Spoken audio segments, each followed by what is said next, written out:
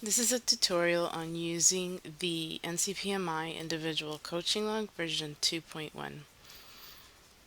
When you first open up your coaching log file, the first tab that you will see are the instructions. The instructions have my email. They also have a link to this tutorial as well as a screenshot of each of the data entry pieces. So it gives you some information on instruction on what you're entering. The next tab at the bottom is a Teacher 1 tab. So you have Teacher 1 through Teacher 20. So each individual coaching log Excel file is for one coach that coaches up to 20 teachers. So T1 is your first teacher. So the first thing you would do is that you would enter the teacher ID. Then in the next box, you would enter how many action plan goals you've initially written. So if you've only written one, then you would type in one here. So this is only how many action plan goals you have initially written. So this is the first time you fill out this log, you enter your ID here, the number of plan goals here, and you won't enter anything else here again. So then after that, then you start with the cycles. So your first cycle, you can enter the number 1, or you can do a drop down. So the drop down has room for you to enter up to 53 different cycles, and then you put in the date. So a cycle is defined as observation and debrief strategies. So you may go in on a specific date and only do observation. You may go on a later date and then do the debrief. So that's why it's broken up this way. So then you have up to 5 dates for a complete cycle that you can enter here. So then next you enter the date, and then you select yes, this occurred during that date, or no.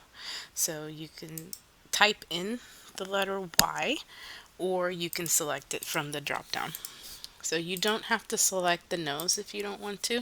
It's up to you. So you can see here on this tab, I've only selected the yeses for what occurred. Did not select any no's.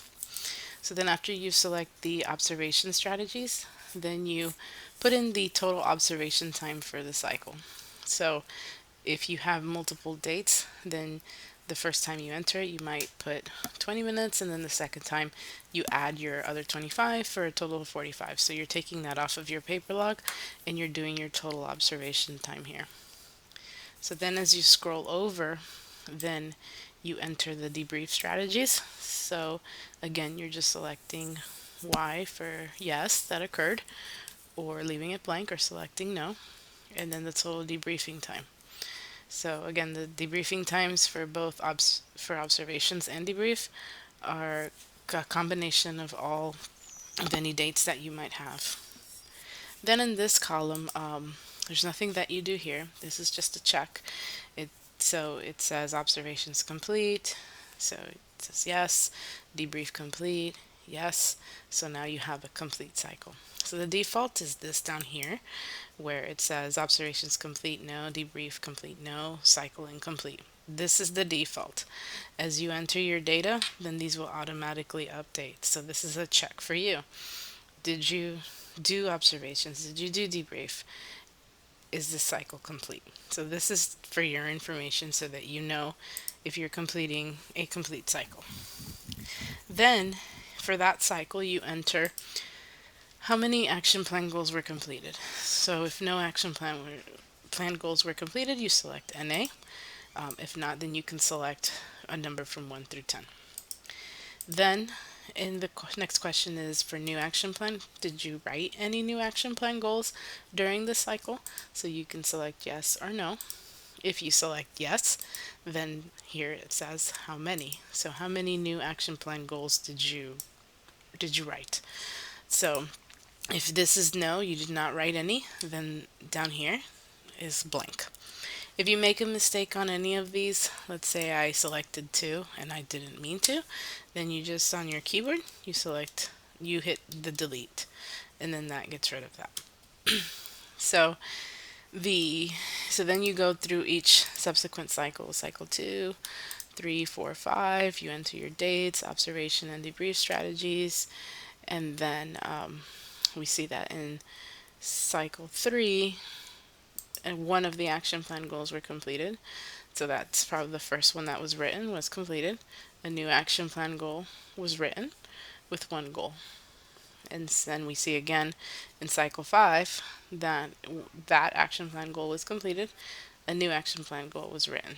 So that is this particular tab. So one thing I also wanted to point out is that this message of caution, previous cycle incomplete, is the default message. So when everything is blank, you'll have these caution signs letting you know that you haven't completed the previous cycle. So even if I enter data on the next line, the caution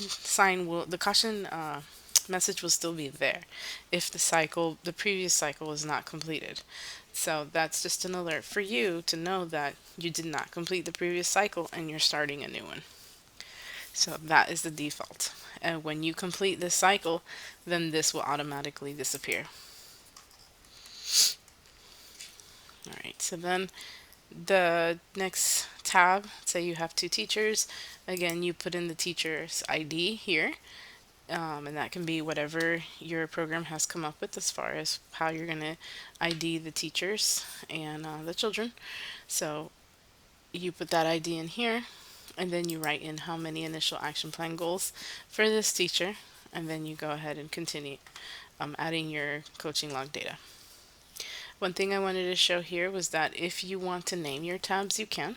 So if you don't want to use the T1, T2 all the way across, what you do is on your tab where it says T2, you double click. That highlights the T2, and now you can put the teacher name. So whatever you want to name this, you can. And you can do that with any of the tabs.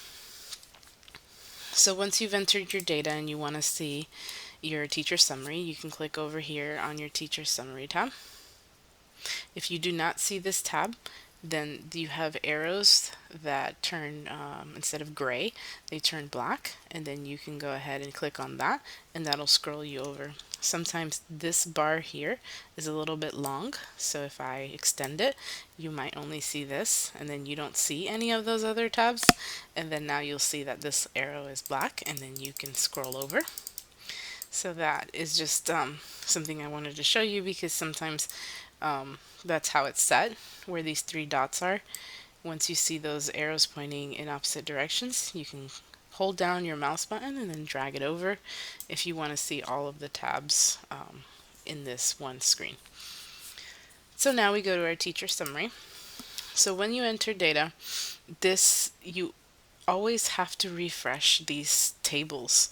And so the way that you do that is you click on this first table. So we're here. A new tab will appear that says Pivot Table Tools. You go to Analyze, where it says Refresh. You go on the little arrow and you do Refresh All. You refresh all because what it'll do, it'll refresh all of your tables and it'll refresh all of your graphs on all of your tabs. So you want to make sure that you refresh all, and you want to do this every time you enter data. Another way to do this is on your keyboard, hold down the Control, the Alt, and the F5 key, and that'll refresh it as well. So there's 2 ways to do that. Again, when you're not in the table or in one of these charts down here, that tab doesn't show. But once you click on one of them, then it appears. It says Pivot Table Tools, down arrow, refresh all. If you were just to click on refresh, it will only refresh that table. It won't refresh anything else. So you want to make sure that you click on that down arrow and do refresh all. So now the next thing you want to do is you want to eliminate that 0. That 0 is just for blank data. So you have 2 ways of doing this. You can come here into this slicer and you can click on these little arrows, the check marks, and then you can deselect. So you can click here and then deselect 0 so that you only see the two teachers that you want to see.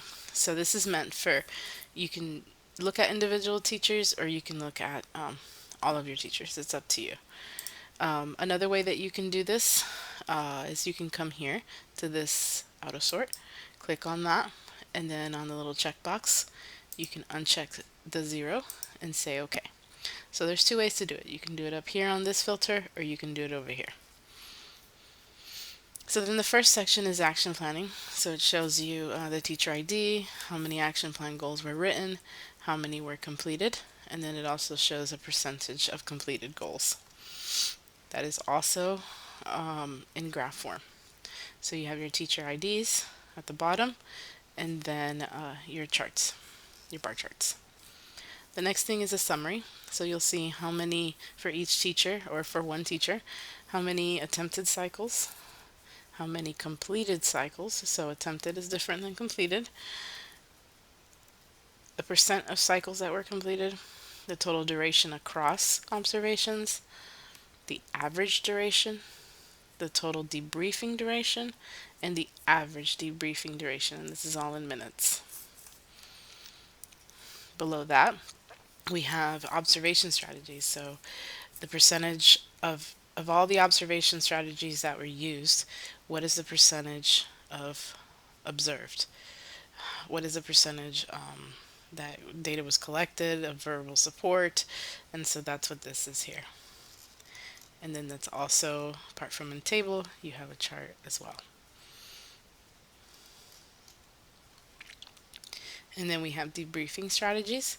So again, this is of all the debriefing strategies that were used, what is the percentage used by, what is each strategy, what is the percentage? So 19% for teacher 2 was supportive feedback. So we can see here that the strategies most used for teacher 2 was problem solving discussion. So we have that in table form, and we also have the charts. So that's for each teacher. So again, if you just want to look at one of the teachers, you just click on the one teacher and then it'll show you that data for the one teacher.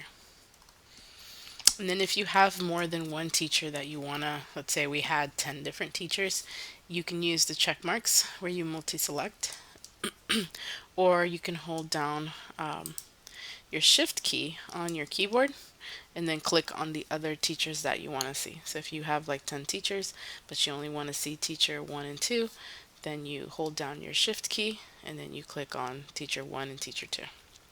And then here, this little is just to clear the filters and go back to the original view. The next tab is the coach summary tab. So the coach summary tab gives you across all of your teachers for this one coach, it gives you a summary. So you'll see the number of action plan goals written across all of the teachers, the average number, the total number of goals completed. This is again across all of your teachers, and the average number of action plan goals completed.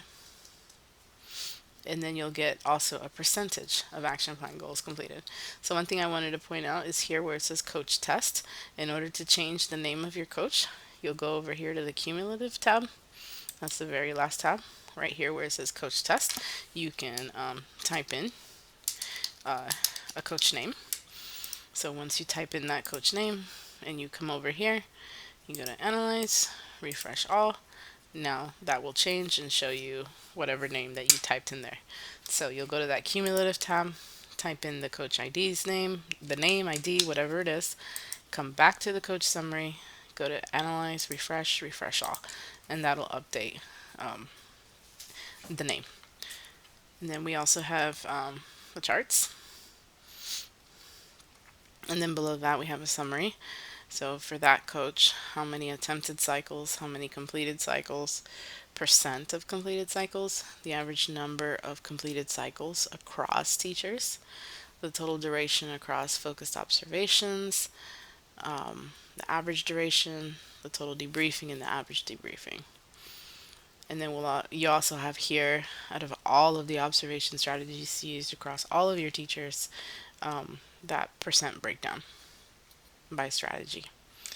And then you have your chart. The same for debriefing strategies. You have a breakdown across all of your debriefing strategies. What is the percent breakdown? And then your chart. And so that is your coach summary. Then the last tab is a cumulative tab. And so here, the only thing you're doing here is you're typing the coach name or coach ID, and then that's it. You're not doing anything else with any of these. However, if you have more than one coach in a program, then this is the row that you're copying and pasting into the program summary spreadsheet. If you are not doing a program summary, then the only thing you need to do here is to change the coach name. And that's pretty much it. You have my email on the very first tab on the instruction tab, that if you run into any issues, you can send me an email.